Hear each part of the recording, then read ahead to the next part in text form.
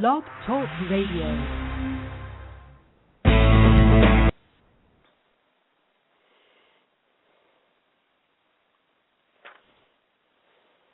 Should be playing the intro.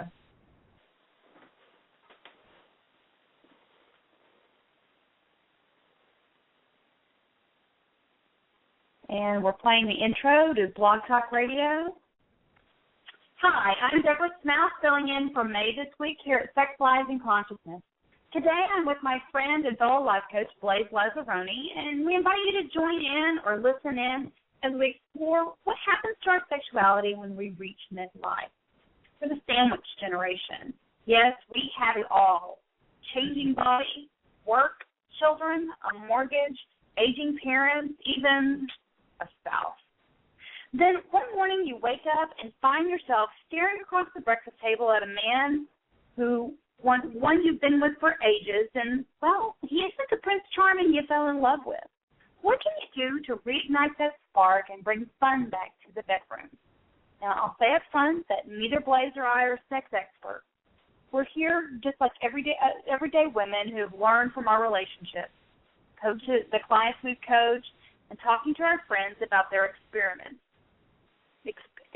and experiences. So, Blaze, welcome. Thank you. Great to be here.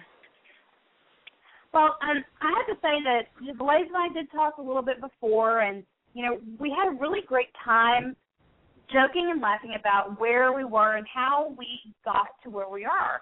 Because the one thing I've learned is humor and being able to laugh at myself and as I kind of traverse through the changes that life brings us is probably one of the best things I've ever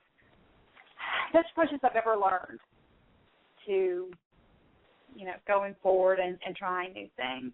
What about you, Blaze? Humor definitely works. I think also, like, turning up the music and shifting the energy, dancing, getting in your body, being real. And that's a lot what humor is. You know, your whole body gets involved when you laugh. And, you know, dancing's the same way. I've got some of my favorite songs. Currently, you know, it's Katy Perry, Firework. I know it's kind of teeny bopper, but I love that song. So I'm always moving and dancing to that song to keep my energy up. It's a great idea. It really is. Well, you know, one of the things that people get to is, especially, you know, I mean, we're in different situations. I've been married for 17 years. I've been divorced for 7, and been divorced for 7, and I've been in a monogamous relationship now for about 2 years. And Blaze, tell our callers a little bit about your background, how long you've been with your partner. And my husband and I have been married for almost 24 years and together for 29. We met each other in high school. So it's been a long time that we've been together. But things shift and change. And, you know, we're embracing the changing, you know, part of our lives right now. We're in our late 40s. So embracing what that means. Exactly. And I'm in my mid-40s, and I've already gone through menopause because I had a hysterectomy. And my partner is in his early 50s. And so not only are we dealing with the things about, you know, myself that's aging, but, you know, men age too. And so it's part of how everybody, you know, comes to the game in this point. And, you know, sex is a really important part of being in a relationship, and at least if you're in a committed relationship, because what did you call it, Blaze, if you're in a committed relationship but not having sex? You're just roommates. That's all you are, is roommates. And sometimes it kind of feels like roommates, but you got to make time for it. You got to shift it around and make time for sex to, you know, for both of you to reconnect. Exactly. And, you know, I mean, but what do you do, though, when you get to the point of, you know, maybe you've had kids for years and you're always afraid of them walking in the room, or maybe you're just like, you know, correct me if I'm wrong, but I think probably a lot of it isn't that you find your partner distasteful, but maybe, just maybe, you don't see yourself sexy. Yeah, that's definitely been the case for me, and it's been a process of me stepping into my sexuality and who I am as a woman. And it's a process, being with someone since, really being in a relationship with someone since I was essentially 17 years old, and who, that little girl that I was then, has really shifted and changed. And I've got to embrace all the changes that I'm going through in my body, in my mind, spiritually, emotionally, mentally, all of that. And part of that is just my husband and I really redefine what sex is for the two of us. A lot. So really one of the things I think that a lot of us don't do is that we aren't communicating very well when it comes to the topic of sex. I mean, it's kind of like the old adage, well, it's like riding a bike, you never forget. Well, no, you may not forget the basics of sex, but, communication about changing desires and how we feel in our bodies and things like that, I think are important. And, because if you don't have communication, there's no way to take your sexuality or reinitiate making it fun again. Yeah, I think we were joking a little bit before the call and talk about humor and laughter, but I was sharing that my husband and I took the opportunity to practice for this call all weekend because we wanted to do the intimate research that was necessary to be prepared. And I think part of it exactly is that. It's communicating. It's saying, this is what I need. This is what I want. And that when you say this is what I want, that all your desires are valid as long as the other person that you're in a relationship with, they're always at choice. They can say, no, that's not what I want to do. But it really becomes this healing piece to be able to say, this is what I want. I mean, as a life coach, I work with women all the time about stepping into their passion, purpose, and power. And I find a lot of women, it's the power that holds us back. And believe it or not, it's that power that we can continue to embrace in our sexuality by saying, this is what I want. When we start practicing that in the bedroom, things start shifting outside in the rest of the world, too. It's really amazing to notice. Well, it's funny that you say that, though, because I think that is a huge part of, the evolution of who we are as women and how we feel about ourselves. Because if we don't step into that power, maybe we do begin to find our passions and never step into the power, then we're never going to take that next step forward and realize what we want in any of our relationships, whether it's business or, in the bedroom. Yeah, I remember the woman that I used to be, and she used to say a lot of things that you could sum up into the sentence, I don't know what I want, or I just don't know.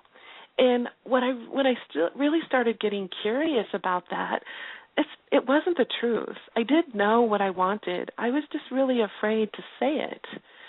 And as I started taking, baby steps of saying, this is what I want, it just gave me more power to ask for the bigger things that I want. And it's pretty amazing when you start aligning with that, with your sense of power. Yeah, of course, not everything comes to you, but it may come to you in a way that you don't even expect. And so by me saying to my partner, this is what I want, and for him not to have to guess, oh, my gosh, he's so grateful. He's so grateful. Right. Now, and one of the things we were talking about earlier between the two of us was, where do you have this conversation with your partner? I mean, to me it seems like if you're in bed in the middle of intercourse or kind of pre-play, then maybe that isn't the best place to bring up, initial discussions of maybe about needs not being met. But, when you're in bed and in the middle of things and you want things, to the left or harder or slower, that's the perfect kind of discussion to bring up when you're in bed. But the real serious, I think, discussions of, hey, I'm not feeling very sexy, or hey, I was really curious about, being tied up, or, would you be interested in a little role play of, doctor and nurse or whatever kind of role play is kind of turning you on. I think outside the bedroom is the perfect way, or the perfect place to kind of bring that discussion up. What do you think, Blake? I still agree, because, inside the bedroom is where, we're really vulnerable, and we want to show up as really vulnerable sometimes. And outside the bedroom, whatever the two of you decide is the best way for you to communicate. For some people, maybe it's over dinner or over drinks or, watching the sunset. Other times, it's just sitting next to each other and maybe holding hands and saying, I'd really like to have this conversation with you. It's talking about, again, that all things are valid. There's no right or wrong, but it's a process of being heard. And I know for the two of us, in our relationship, one thing that was really crucial for us was the whole mirroring piece, where when I say something, he repeats it back to me, not exactly verbatim like he's a parrot, but he does repeat it back to me so that I know he heard it. And the more we practice that outside the bedroom in terms of, is he listening, is he hearing what I'm really saying,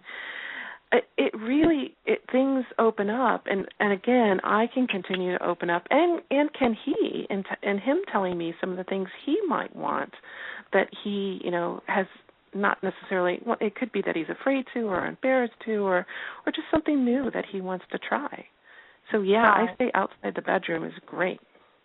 Right. Well, and the other thing, too, is it's a little less threatening because, like you said, when you're in the bedroom and you're naked or partially clothed, you are really vulnerable, and you're thinking about, I've got a little bit of a pudge there right below my belly button, or gosh, that sort of thing. And so when questions start to come up, we begin to question those things about us and go and start zeroing in on that vulnerability. Good. I'm sorry, you were saying something that when you and I were talking earlier about some of your research that you were doing about that vulnerability, especially for women. Would you like to share a little bit about that? Well, I really think that as women, we need to be vulnerable. We need to allow ourselves to be vulnerable, because until we go through that vulnerability, I think it's really difficult to truly discover our power. And maybe our power is in being vulnerable. Maybe that is where we actually discover the core of our power, is being vulnerable. Is that what you were talking about, or is there something else I was thinking about that. Because I know, for me in the last few years, that has really been a really big opening for me, where I can feel vulnerable and I can cry. I haven't been a person that has spent a lot of time crying in my life, but in the last few years, oh my gosh, I wish I owned stock in the Kimberly-Clark Corporation, because I've gone through so much Kleenex. But what I'm realizing is it's a release for me. It's like all this sorrow or vulnerability or things I think I couldn't say before. When I say it and put it out there, he wants to hear it. He wants to hear it. He wants to see me vulnerable, because that allows him a place to be vulnerable too. And I think for a lot of men, they don't have that chance in everyday life. They're playing by different rules than we are as women, different goals and roles. Well, and I think, too, this really touches on the thing of, we think that in order for us to be, these strong sexual beings and to step into our sexuality, it means we have to be in control and we have to be powerful. And, I've personally discovered, and, what you're alluding to is that actually the ability to be vulnerable and to let our defenses down. Those are the things that really feed us and the things that allow us to actually step into the power. Yeah, I think you said something really important right there, Deborah, and extremely important, in that sometimes when we, even as women, hear the word power, we attribute it to what society, and maybe even a male-dominated society, refers to as power. And this is personal power. This is, how do you become the powerful person that you're meant to be? And for many of us as women, embracing that absolutely positively is being vulnerable. It's by playing, it's by being who we are. Yeah.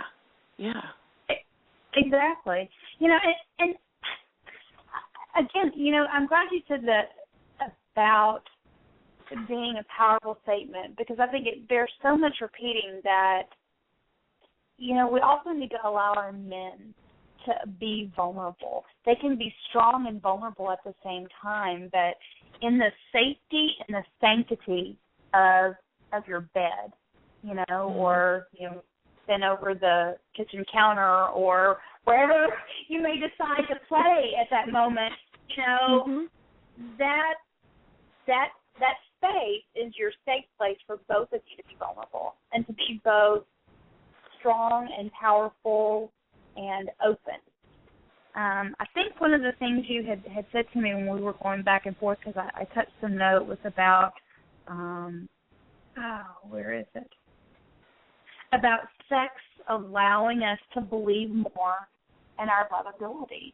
And so as we open up and are vulnerable and allow ourselves to play around, then it allows us to strengthen that bond and to believe even more in ourselves and that we're lovable.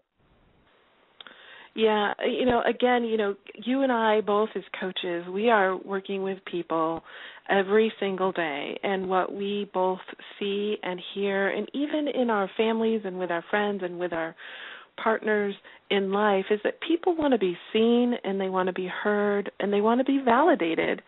And bottom line, just like you just said, it comes down to being loved, knowing that we are lovable.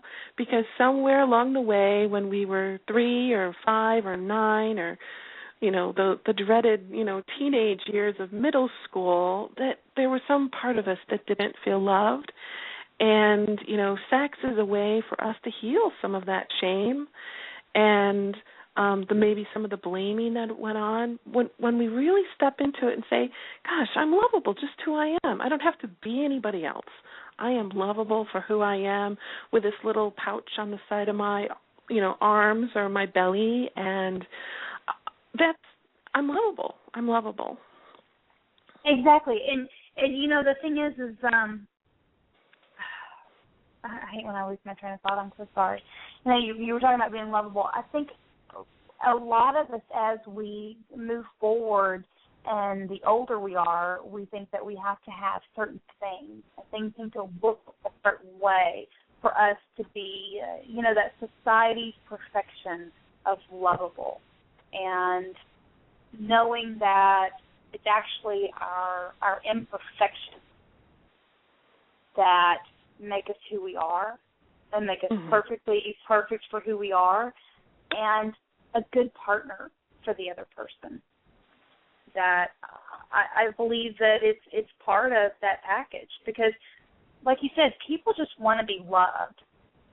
And the hardest person they have a time loving is themselves. And sex is a great way to step into kind of loving ourselves and making things stronger about our self-concept. Yeah, and when we start loving ourselves, it's kind of like putting your oxygen mask on first. When we start loving ourselves, we realize that we have this whole other capability to love other people. The grumbly person in front of us at the grocery store, that can't find their wallet, and they're mean and they're sad, or whatever the case may be in that moment.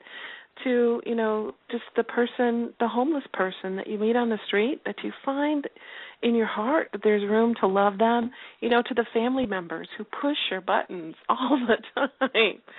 It's like, oh, wow, as I'm loving myself, maybe I know I can love them more too. Yeah. Yeah, and the other thing, too, I think it steps outside of is, we're brought up, at least I was brought up with, sex is about conception. It is about creating a baby, and, my mother told me, I don't think I've ever had an orgasm in my entire life. And, once we, realized that she couldn't have any more children, they just stopped trying. I mean, to her, that was the only thing. So stepping outside that view that, okay, sex is only about conception, or sex is only supposed to look this way. I'm supposed to be skinny. I'm supposed to lay on my back, and the guy's supposed to be on top, and that's sex. That's the only definition of sex there is. When you can broaden it, especially as we get into, our 40s and our 50s and older, that sex isn't defined just as that. It isn't just that, okay, we're going to make a baby, this is sex, the very generic versions of sex, that it can look all kinds of different ways. And on the flip side, it doesn't have to look like porn either for it to be something that works for us. So how do you begin to define what sex looks like for you, Yeah, I think it's so funny. I mean, I can think of some of my friends who would say sex is watching my husband unload the dishwasher. That's their version. And, hey, that totally get it. Really understand. Exactly. But go ahead. I was just going to say, I'm fortunate. My husband unloads the dishwasher a lot, and he usually does the laundry. It's because he doesn't like how I do it, and I just don't, we decided years ago that I'm just not very attentive, and so when it comes to laundry, and so he does it. I mean, life is great. I cook, so, we have our roles, but you're right. It's what, of redefining sex. I think for us, we keep defining and redefining, and again, because we've been partners together for so long, redefining what sex means to us. And what we both learned not too long ago, in the last few years, is that physical touch is really important to both of us. And it's even more important to him than it is to me. But when he realized that physical touch was really important to me, things kind of started shifting too, because he realized that's what I was looking for. And so we make a lot of time for snuggling. I mean, that's just really important to both of us, and he'll come up to me while I'm in my office working on my computer and kissing me on the neck, or just the whole part about physical touch is really huge for both of us. Yeah. Well, and the thing is sex doesn't have to be defined as actual intercourse, right, or even orgasm to get pleasure. It's about pleasure and feeding your needs and your partner's needs, instead of just, about, the hard fucking, so to speak. And on that lovely note, Blaze and I are going to talk a little bit more about, things you can do to kind of reignite the spark, but let's take a quick break, and we'll be right back.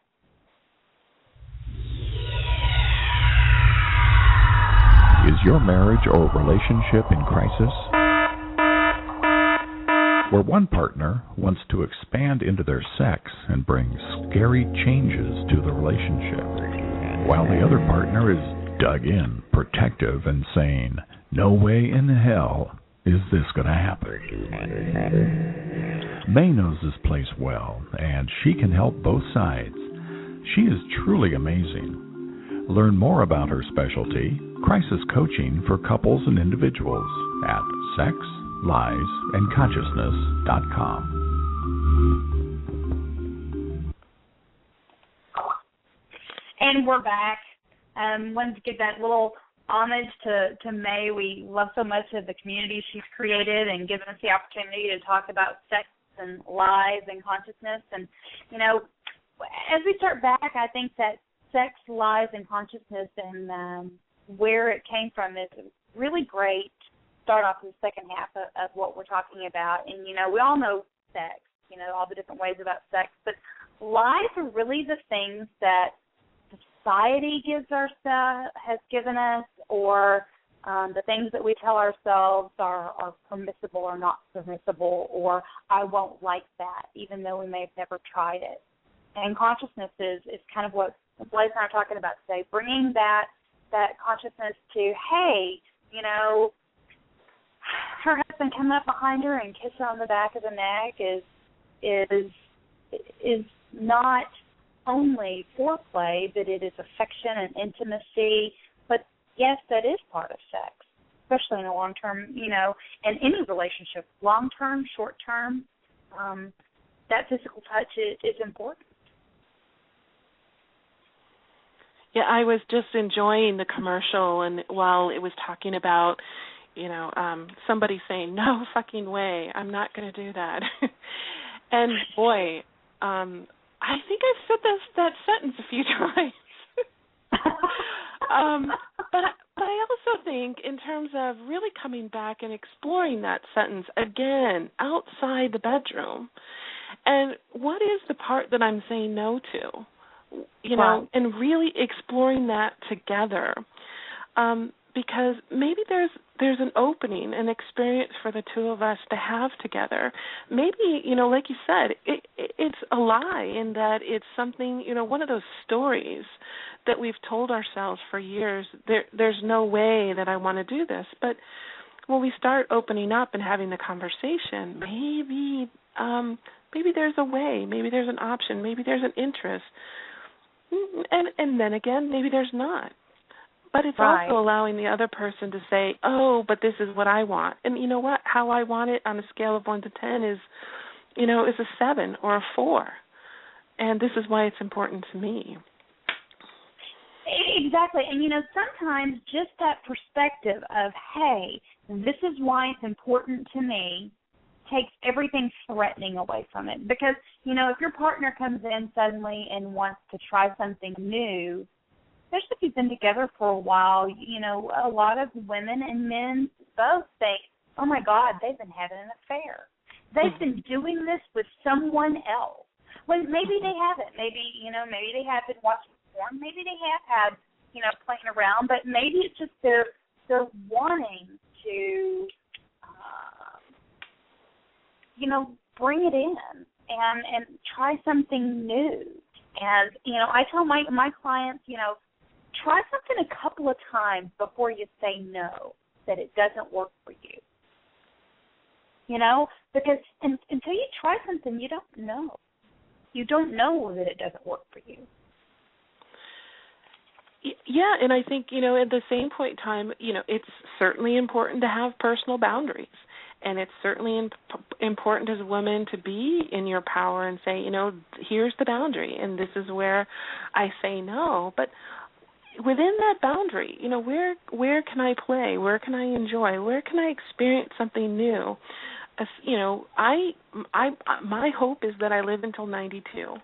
You know, that's what I keep going for. And so I know that I'm going to keep changing in life, and things are, you know, I want to keep it interesting. I love new ideas. I love new thoughts. I don't want to get bored.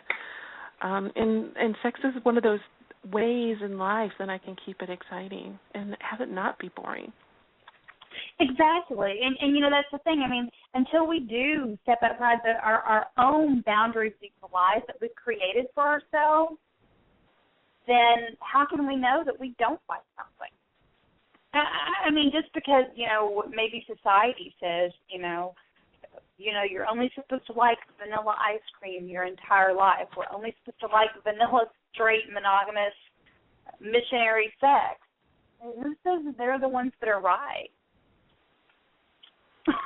I mean, aren't we the ones that are supposed to say that we're right? Yeah, and it's a matter of, maybe the right for today will be different tomorrow, and it's really exploring that. Yeah, otherwise we can totally fall into what society, whatever the society around us is telling us. And we're very fortunate in that we live in times where we have a great deal of personal choice. And we have the ability to say yes and no. Exactly. And I think the ability to say yes and no, and also I think the opportunity to say, maybe. Mm-hmm. Not a maybe is to put your partner off, but, maybe. Why don't we kind of ease into that? This is what would make me comfortable. Hey, we've got Stephen on the line. Why don't we unmute him and let him contribute to what he has to say? I'll let him do a brief introduction of who he is. So let me bring Stephen on. Hi, everybody. Hey, Stephen. How are you? Hi, Stephen. Hey, pretty good. Hi. I'm just remembering echoes when I heard somebody say something about a 4 or a 7. That reminds me of Mae Vu's I'm happy with my 8 life.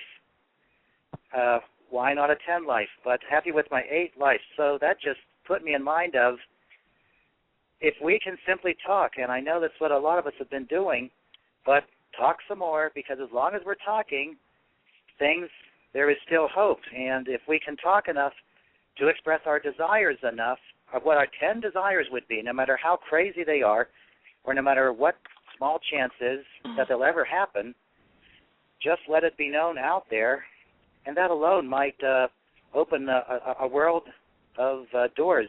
When I once had a couple that was decided that they didn't have 15 minutes a day to do much of anything, I asked them how long had they spent talking to each other over the last 2 days. Each of them separately asked me if texting counts. So, and then I suggested that before they try any new sex things, because they didn't seem to be really getting going in that direction, I said that they might want to consider talking.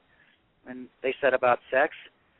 Now, I didn't say this, but my very first thought was, well, about anything. Mm-hmm. So just doing that, but putting the desire out there and remembering that we don't have to be happy with an 8 life. That echoes every time I think about that, the 8 life. So I think if we just talk and talk a lot and talk about what we really want, it probably has to do some good. So just my humble opinion. Well, Steve, as a guy, I do have a question. I mean, if the woman brings up a subject of something that you haven't tried in the bedroom, it says, you know what, I'd really like for you to bend me over your knee and thank you. I mean, and it's something that you've never done. You've lived a very vanilla kind of life. How do you bring that about without it, feeling threatening? Or, gosh, does she want a daddy? I thought, how do you process that as a man, and how do you bring that in that kind of discussion to open up that maybe that is something that he did think about?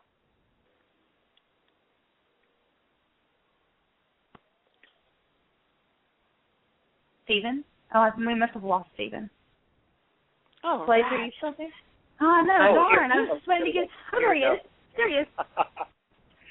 Just a moment ago, I heard someone say the word maybe. Well, maybe that's not such a terrible answer. First, maybe, yes, can be used as a way of putting off. I don't know if that's a nice thing. But maybe is not a negative answer. I think it sounds like somebody that's actually interested in what the person just said, even if they don't really agree with it or even want it to happen. But maybe is not a bad way of starting out another conversation, hopefully one that might make whoever it is that made the request elaborate a little bit and give the person that had the shock of hearing it a little bit of time to recover and, swallow their heart back out of their mouth, and maybe have a little bit of a civilized conversation. And at least, even though it was a shock, it's, I'd say, one way of starting to talk. I don't think everybody has to shut down just because they heard something they're not used to. And maybe may not be such a bad first word about that. Right. Well, and the thing is, especially when you've been with someone for a long time, you're in a monogamous relationship, there's that trust factor to know that your partner is not going to harm you. It's that trust of knowing that your partner's not going to harm you. And maybe if you do verbalize some of what you're wanting, maybe they've been thinking about the same thing too. So maybe it's not going to be a maybe or a no. Maybe it's going to be a yes, because they're thinking the same things. They're just afraid to bring it up. Yes, and my real heartfelt answer to something like, what if he says this, what if she says that, my real heartfelt answer would be, you might be surprised. And, of course, asking the question. Exactly. Well, and one of the things, the games I play with my clients is, what's the worst that can happen if they say yes? What's the worst that can happen if your partner says no? What's the worst that can happen if it says maybe? And we play that, what's the worst, best case scenario in this situation? And we discuss that or play around with the concept.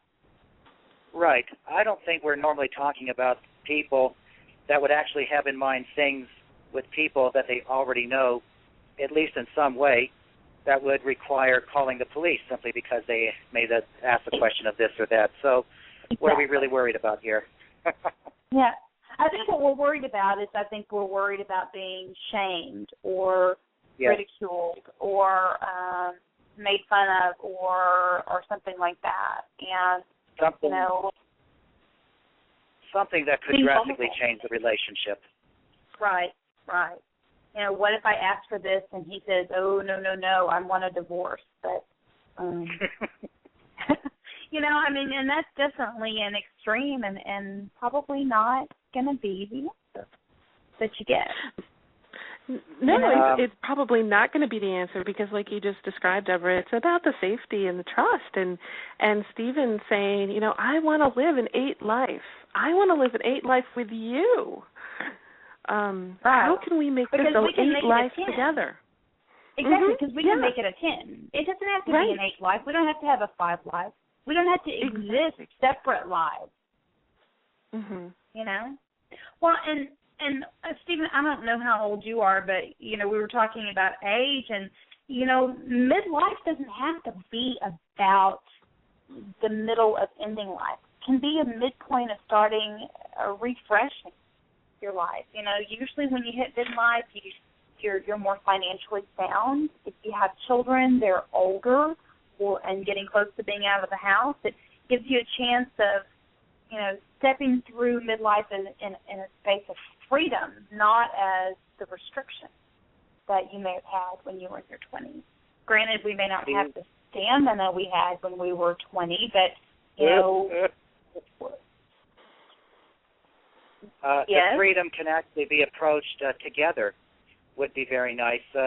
There are those who are waiting for the children to be grown in order to go their separate ways. Perhaps something different, like communicating desires, could actually be done, and maybe they want to try staying together a little while longer.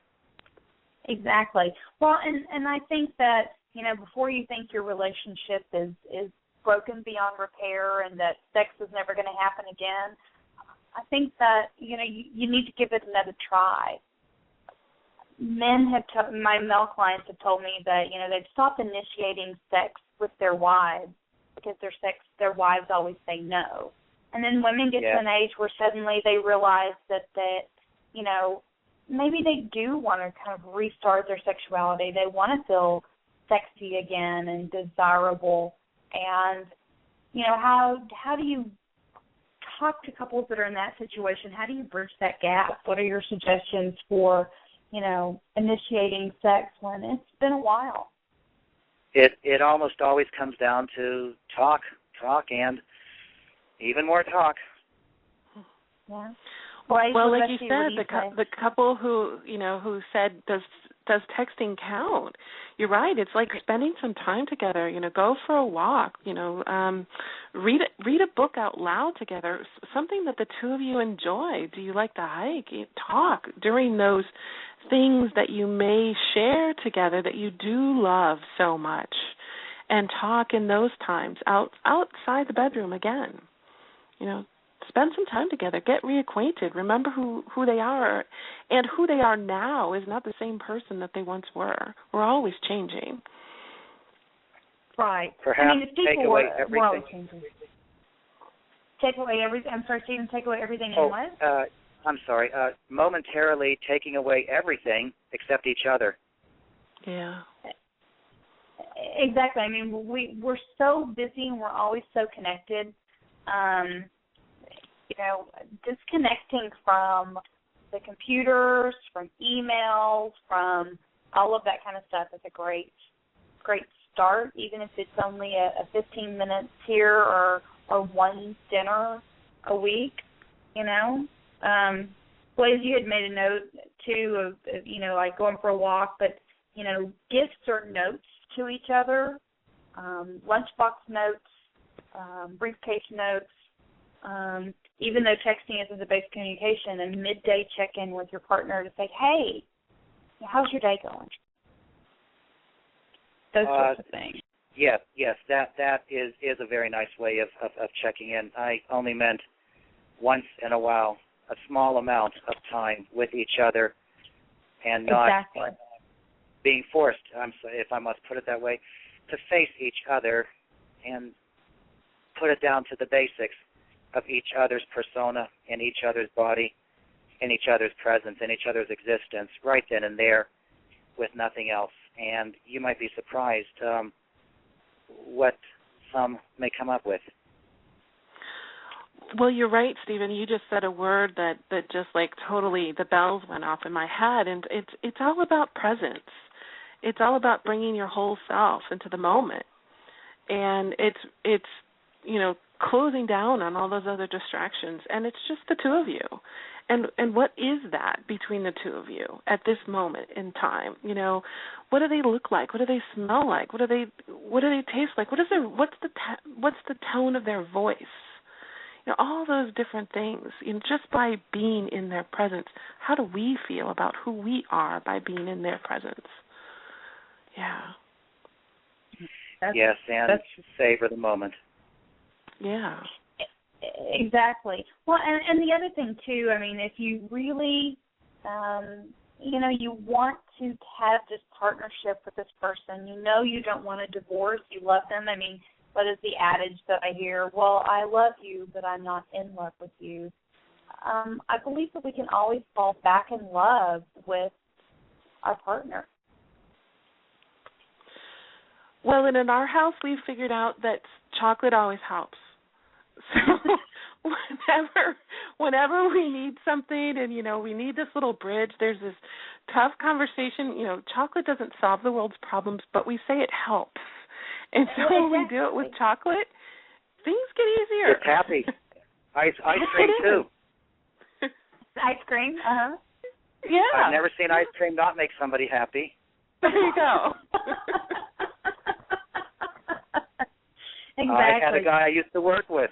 He brought ice cream for everybody at work because it was a very unhappy day. So he brought ice cream for everybody, and everybody was happy. There you go. See? Exactly. Well, and the other thing about, midlife sex, since we're talking about, reigniting that sexual spark is, I know this sounds kind of trite, but the more you have sex, the more you'll have sex. Because just like we get into habits for other things, we get into the habit of the moment, we wake up in the morning, we rush off, brush our teeth, hop in the shower, and move about the day. We can change those habits and lead into our partner and have some of that intimate skin-on-skin contact time and can begin to replace the old habits with new habits that bring in the intimacy. I think that I was reading probably one of the Mars and Venus books, and it talks about, unless someone's ill, don't turn down your partner. Because just because you don't feel like sex in this very second doesn't mean that a couple of minutes snuggling together is not gonna get you in the mood. So have it in your mind, well, I'm not going to be in the mood no matter what he does. doesn't really get anybody anywhere. Yeah, I think it's so funny when you said that. I was thinking, sometimes I wake up and I'm like, oh wow, here I am. I'm brushing my teeth again, and then I was thinking the other thing would be like, oh wow, here I am having sex again. What a difference that is. It just changes your whole mindset and outlook on life. Exactly, and actually, they do show that research has shown that the more sex you have, the more sex you have, and physically, as men and women, the more sex you have, the more active sex life you have, then the more toned the things down there say. The less likely you are to have, bladder leakage when you laugh or cough. And for men, the more men ejaculate, the lower their chance of prostate cancer. So, there's some of those good things to bring in about how it affects us physically, and what sex does for us physically as well as emotionally. That's good for us. Now, what are some creative ideas? I'm sorry, go ahead. I think the other thing you were talking about, too, related to that, about the more sex you have, the more sex you'll have, is just about making it important. Making it important, setting time to do it, really deciding, today is the day, tonight is the night, it's every Wednesday at XYZ time, or whatever the case may be, but it's really, making it important. It's a part of your life. It's, where we started the call. If you're not having sex, then you really are just roommates. I don't want to live with a roommate. I don't. No. Neither. So it's about setting a priority, and sometimes it's tough in the world of work and, like we started the call again with, taking care of our parents or children or the demands of, everyday life, but it's making it important. Exactly. So what ideas do both of y'all have? I'm sorry, go ahead, Stephen. Once in a while, it may not be such a bad idea to just do it. Just see what happens when somebody wants to just do it. You might be surprised what might happen later even. Exactly. Well, and what we had originally begun to talk about that I don't think we've ever gotten to is, how can we kind of reinitiate that spark? And, I was on another show with May before where we talked about role play and dressing sexy, and, my views on dressing sexy isn't about, what society would view as being sexy, but what makes you as a woman feel sexy, or something that turns your partner on, because for one guy, you in wearing one of his dress shirts and nothing else is a huge turn on. But for someone else, maybe it's thigh-high stockings and some lace panties. But it's up to you to kind of figure out, well, what makes me feel sexy? Really dig into that. And, again, conversation with your partner is like, ooh, do you think this is sexy? When you're watching a movie or, seeing an ad, ooh, do you think that look is sexy? What do you think, guys? I think you're hitting on two really important things. One that you're saying, Deborah, is one, what makes you feel sexy, and the other one's what makes your partner feel like you're sexy. What do they think is sexy? Yeah. Right. Stephen? Yes. What were your thoughts on what makes you feel sexy? And just be there, being there, the presence, you and your partner, and nothing else. Just to be there and to be open, I feel is a very good start, without even adding anything directly sexual to it. Just being there in the first place, I feel that people want somebody to be there.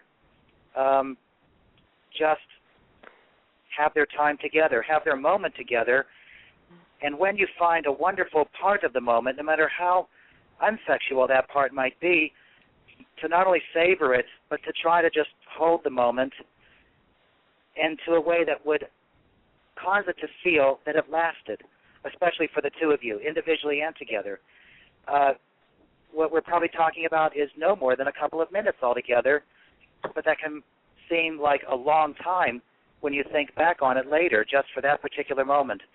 When you have enough of those with somebody, I think you'll want to be close to them more often for just about everything. Exactly. But what if you do want to kind of spice things up? I mean, that's why I mentioned the lingerie. You know, changing up the norm is a way to make you feel sexier and make your partner feel sexy. Oh, sure. You know, 180 degrees in the opposite direction is probably a good thing once in a while. Exactly. Well, and what about, you know, bringing in, you know, playing a game, bringing in, you know, a role play situation of, like I laughed earlier, I said, you know, doctor, nurse, or nurse patient, or, you know, bad girl, whatever. We've been talking about that in advance and making suggestions. I wonder what would happen if somebody were to simply surprise somebody with something like that when things are already beginning to be heated up, that is. I wonder what would happen. Exactly. Well, and the thing is, you know, it can go any way, you know, a partner that you know, you've been talking about sex, if suddenly you're at dinner and you lift your skirt slightly and you can see that you're wearing a pair of thigh-high stockings with some beautiful lace and this little bit of skin showing. And, you know, or forgetting to wear something. Exactly. I don't know many red-blooded men that wouldn't be a little excited about a change of the norm. You know? I don't think very many men would say, "Oh my God, what's happened to her? I better run." I don't think that is likely to happen. Exactly. And what about toys? How do you bring toys and things into the bedroom when you're wanting to kind of change things up, spark things up? How do you do that? Do you go to the stores together or catalog and buy them together, or do you surprise somebody with something? Nice, surprising toys for all the good girls and boys.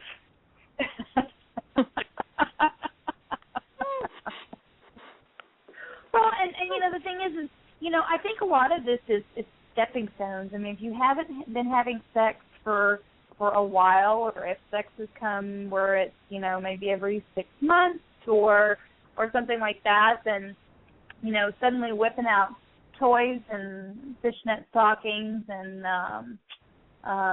you know, restraints is going to kind of surprise your partner.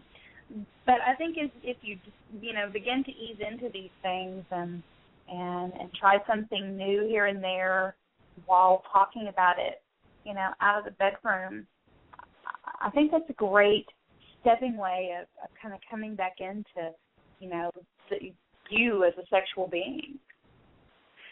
When things are heating up here and there, at the nice moments, yes, surprises can be a big help. Not all of a sudden surprises, but when the mood is right, when things are happening nicely. Yeah.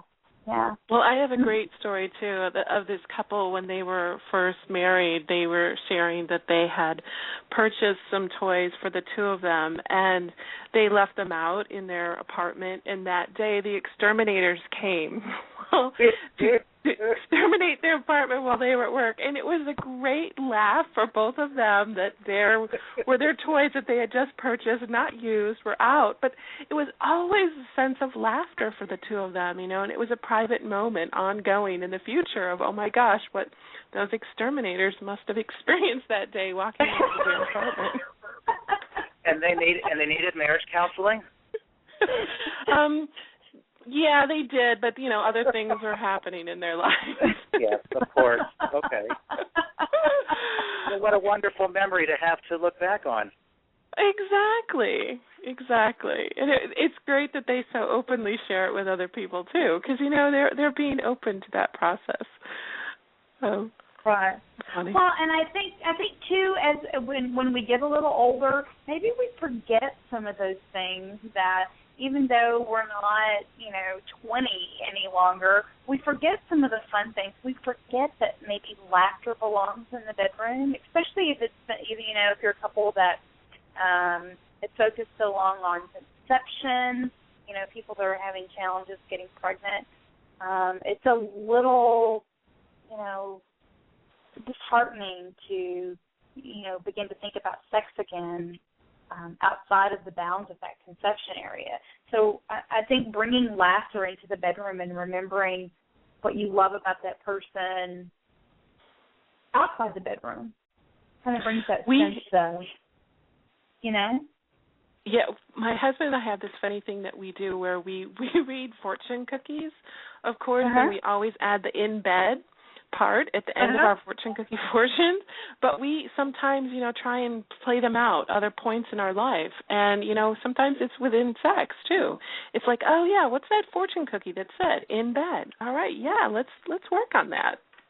It's silly, but it's funny, and we enjoy it. It's just a silly joke for the two of us. Exactly. Well, and, the other thing that, besides bringing humor, I think that sometimes when we live with a person for a while, we fall out of some of our niceties. We fall out of the niceties of thanking someone when they do something for us, or telling them, I really think you're great, or, you look really handsome in that suit today. And I think that, it's the habit. We live with someone for a long time, and so we don't believe they need to hear it. I think that, bringing those affirmations back into our lives, those niceties of thank you and please, and, that was a great meal that you fixed, and thank you for fixing my lunch, and thank you for doing my laundry. I think all those things bring about more confidence with each other and the reminder of, hey, you know what, I love you. I appreciate you. And it's so important, it's so validating. And we talk about coming back to loving ourselves and helping our partner feel loved too. It's just so validating to tell someone, I think you're beautiful, and this is the parts of you that are absolutely beautiful, or handsome, or stunning, and these are your body parts that always get me so aroused, or I just love this part of you, in terms of their personality. But yeah, it's affirming who they are as human beings. Sometimes it's about what they do. Exactly, but a lot of it is about affirming that, what, you matter in my life. I appreciate the ways you contribute to making me a happier and better person. And